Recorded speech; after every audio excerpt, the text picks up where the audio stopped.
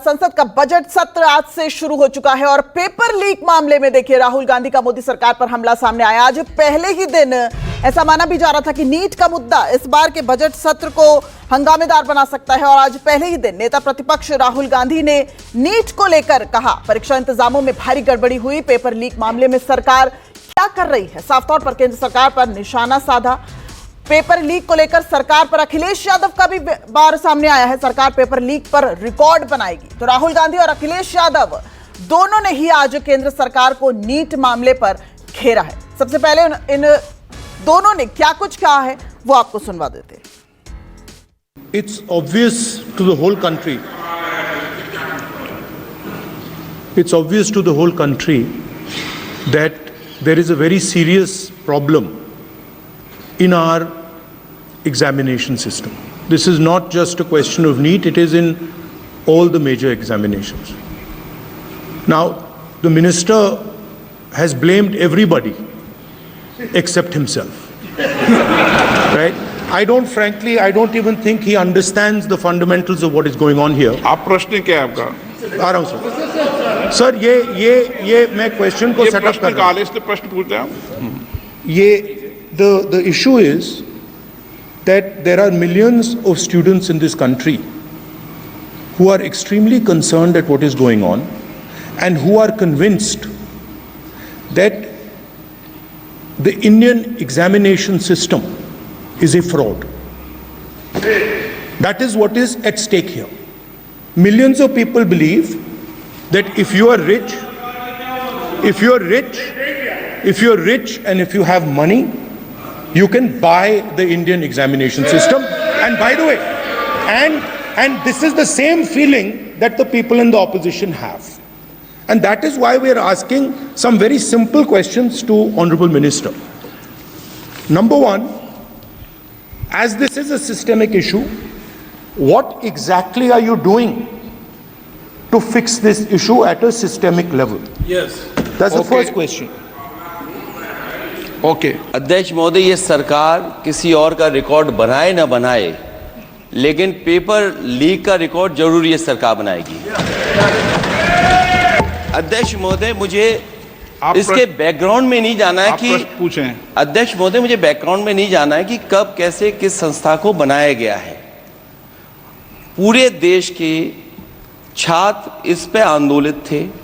लगातार अखबार और सीबीआई की जांच के बाद चीज़ें सामने आ रही हैं, लोग पकड़े जा रहे हैं, जेल भेजे जा रहे हैं। मैं अध्यक्ष महोदय आपके माध्यम से पूछना चाहता हूं मंत्री जी से, क्या सेंटर वाइज जिन बच्चों को सबसे ज़्यादा नंबर मिले हैं, क्या उसकी सूची जारी करेंगे?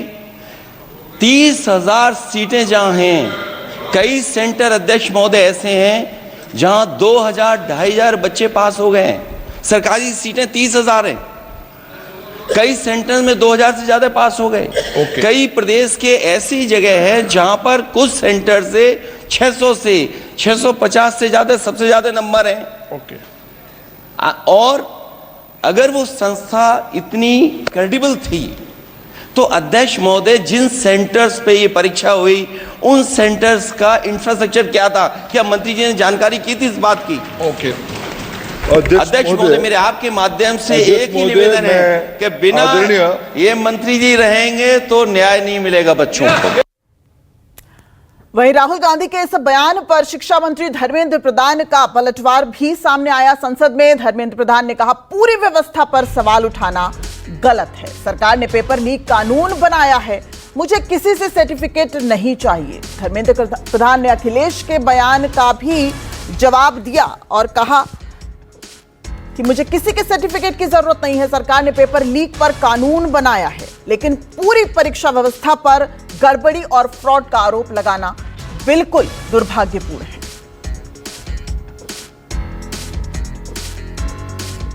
मेरे जो शिक्षा है, मेरे जो संस्कार है, मेरे जो सामाजिक जीवन है, मेरे को मेरे राज्य की, मेरे सूबे की जनता की स्वीकृति मिली है। मैं किसी की, मेरे बौद्धिक और मेरे संस्कार की सर्टिफिकेट मेरे को सारी सदन में किसी से नहीं चाहिए। देश की प्रजातंत्र में देश की प्रजातंत्र में चुन के मेरे नेता प्रधानमंत्री मोदी जी को प्रधानमंत्री की भूमिका दिया है। मैं उनकी निर्णय से यहाँ उत्तर दे रहा हूँ सदन को। बाकी ये कहना चिल्लाने से सच झूठ नहीं हो जाएगा साहब। ये जो कहा गया देश की अभी की एग्जामिनेशन सिस्टम रबिश है सर, इससे दुर्भाग्यजनक बयान देश की नेता प्रतिपक्ष का कुछ नहीं हो सकता है सर। मैं कठोर शब्द से उसको निंदा करता हूँ।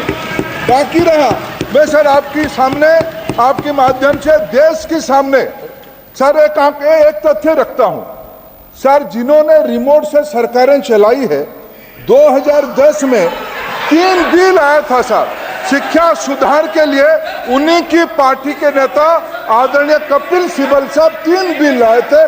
उसमें से एक बिल था एजुकेशन, उसमें एक बिल था prohibition of unfair practice bill 2010, जिसकी उद्देश्य एजुकेशन इंस्टीट्यूशन में माल प्रैक्टिस को बंद करना।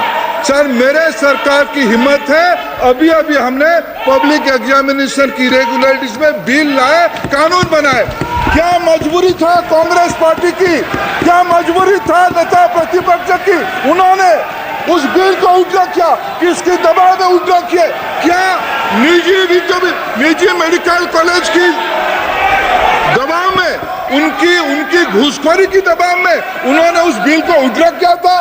सच सुनने की सामने है ये। मैं किसी की विद्वता में प्रश्न नहीं उठाता हूं, लेकिन सच 2010 में शिक्षा सुधार की बिल उन्हीं की सरकार ने लाया था, दबाव में उन्होंने उल्टा किया। अध्यक्ष महोदय, आदरणीय अखिलेश जी की प्रश्न का मैं विनम्रता से उत्तर देना चाहूँगा कि अभी सुप्रीम कोर्ट में जो चल रहा है केस, सुप्रीम कोर्ट ने ऑर्डर दिया पूरा विद्यार्थियों की सूची को वेबसाइट में उपलब्ध करा दो। सर पिछले 3 दिन से देश भर की सारे विद्यार्थियों की लिस्ट पब्लिक डोमेन में उपलब्ध है। ये सारा चीज खुले पे है और कई प्रकार की तर्क आ चुका है। सर मैं एक अभी उसमें केरल के विद्यार्थी भी अच्छे किए हैं, क्या हम ये कहेंगे भी वहां भी कुछ गड़बड़ी हुई थी? ऐसे आरोप करना, मैं देश की ग्रामीण इलाका, देश की एसटी इस बार सबसे अच्छा परफॉर्मेंस करने वाले देश की एसटी ग्रामीण बैकग्राउंड आर्थिक पिछड़े लोगों की है। क्या हम उनकी मेधा को हम चुनौती देते हैं? और बाकी रहा क्वेश्चन पेपर लीक की, सर मैं शुरू से मेरा एक स्टैंड रहा राजनीति नहीं करना, लेकिन अखिलेश जी जब वहाँ दायित्व में थे उस सुबह की सर सारे सूची है कितने बार उत्तर प्रदेश में क्वेश्चन पेपर लीक हुए हैं।